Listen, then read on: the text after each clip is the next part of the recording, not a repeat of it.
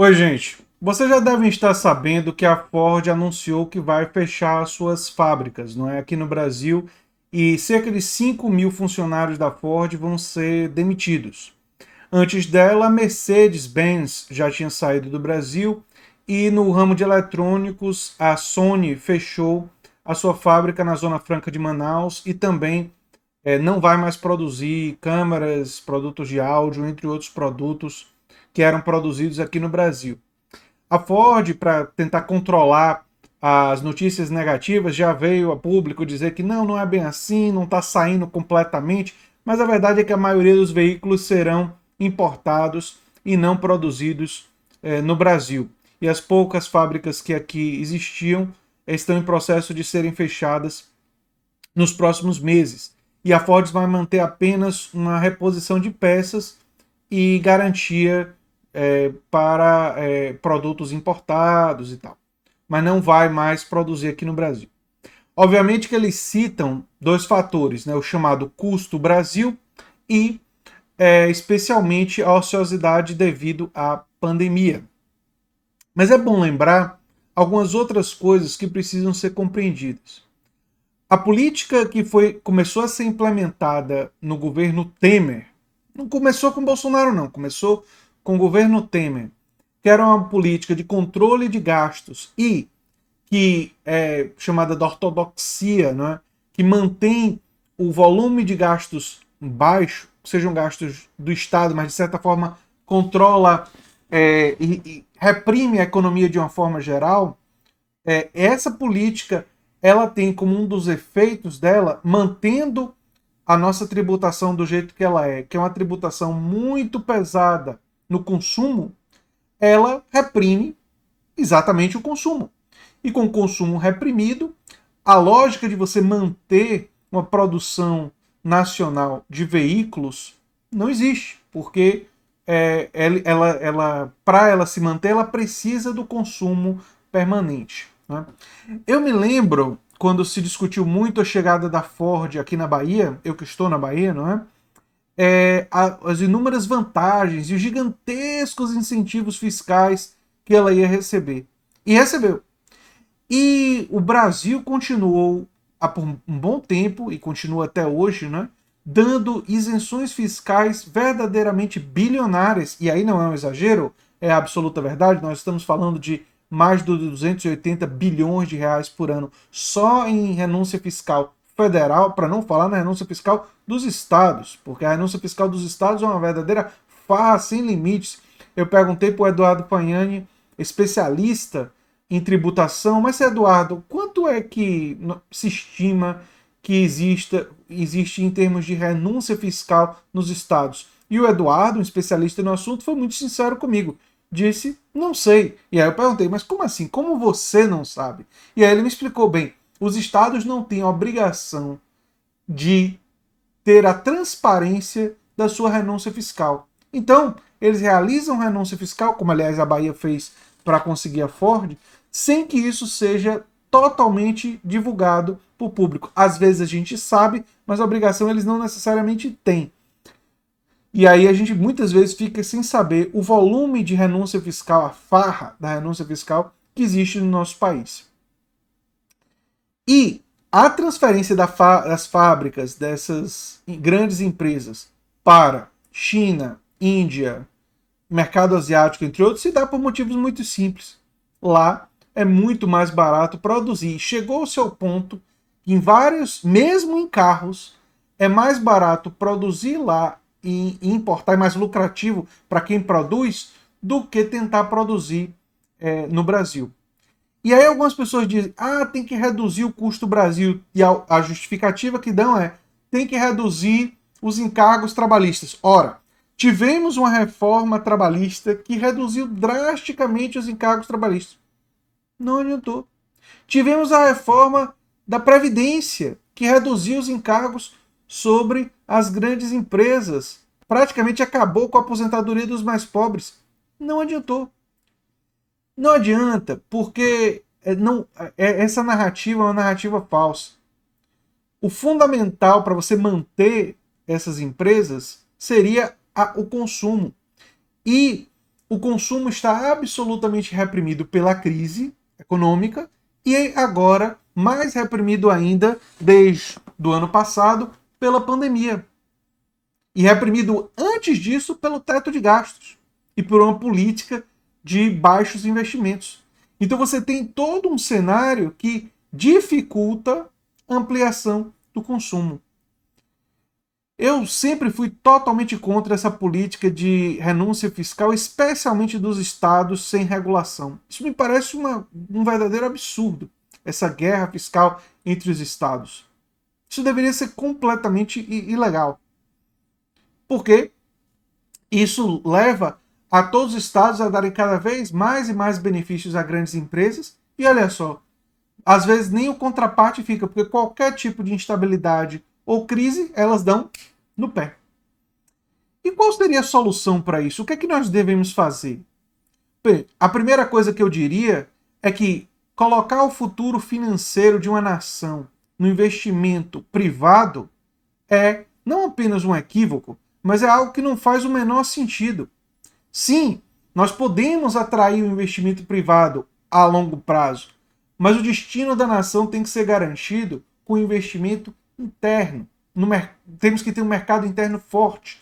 Temos que fazer reformas estruturais que dinamizem a nossa economia. E para isso é necessário fazer o quê?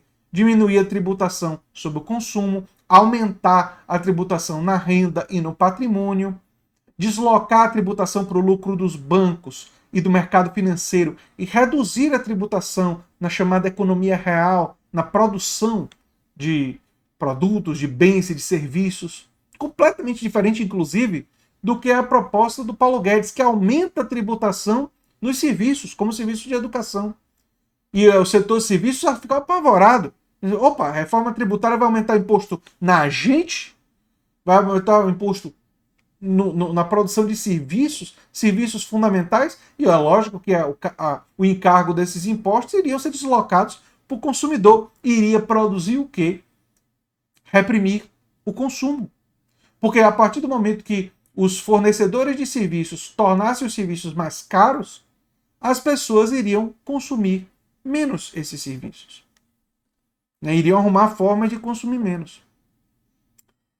É uma lógica realmente completamente equivocada, a que está implementada desde o governo Temer e agora no governo Bolsonaro. E é verdade, vale a pena dizer, que embora o PT tenha tido algumas iniciativas corretas, e teve, não foi longe o suficiente.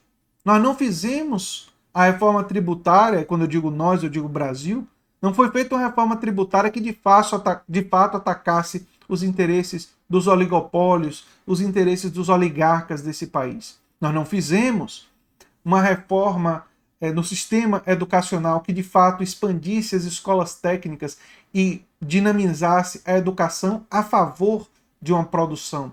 Nós não fizemos um incentivo gradual e necessário, e especialmente fomentando a produção cooperada, para a gente ter uma produção local, feita e produzida por brasileiros em empresas nacionais, cooperadas.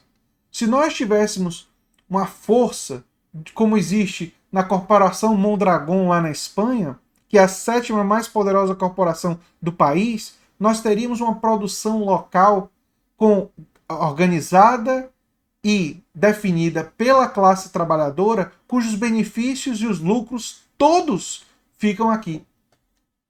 Quando você constrói um mercado interno forte, com potência, com dinamismo, com giro de economia, as empresas de investimento estrangeiro eles vão vir não porque você está dando facilidades fiscais, mas eles vão vir porque eles vão ver o mercado brasileiro como um mercado importante para se investir nele.